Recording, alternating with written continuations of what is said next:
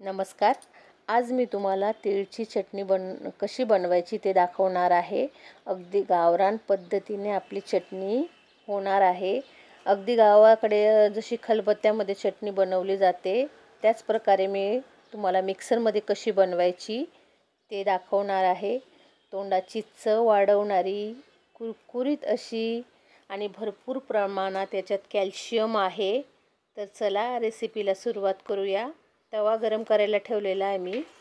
1 वाटी मी अनपॉलिश तीळ घेतलेली आहे आणि गॅस मी आता कमी करून तीळ भाजून घेणार आहे.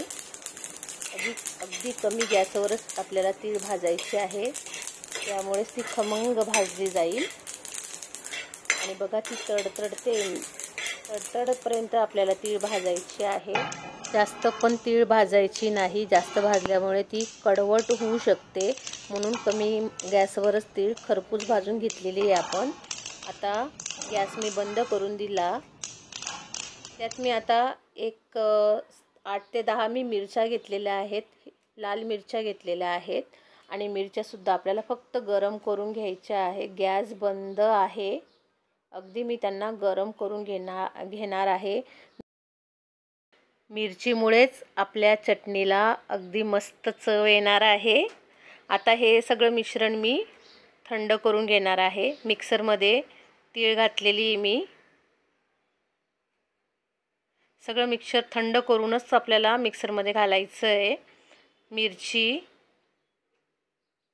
आणि लसूण, खूप सारा लसूण घेतलेला आहे मी. 15 ते 20 कापड्या लसूण आहे. आणि त्यात मी लाल मिरची पावडर, कलरवाली तुम्ही घेतली तरी चालेल, आणि मीठ चवीनुसार. आणि पल्स मोडवर मिक्सर बंद चालू करून 3-4 वेळा चटणी मी दळून घेतलेली आहे. बंद चालू करून दळायची आहे. आणि बघा अशी जाडसर आपल्याला चटणी दळून घेतलेली आहे, जास्त बारीक दळायची नाही. आणि तुम्ही बघू शकता आपल्या चटणीला किती मस्त टेक्स्चर आलेलं आहे. खूप मस्त झालेली आहे आणि चवीला पण छान झाली आहे.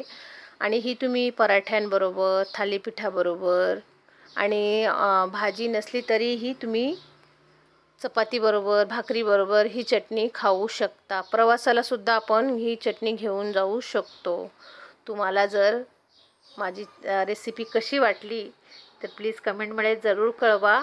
आणि माझ्या नवीन रेसिपी बघण्यासाठी प्लीज लाईक आणि सबस्क्राईब करायला विसरू नका. थँक्यू.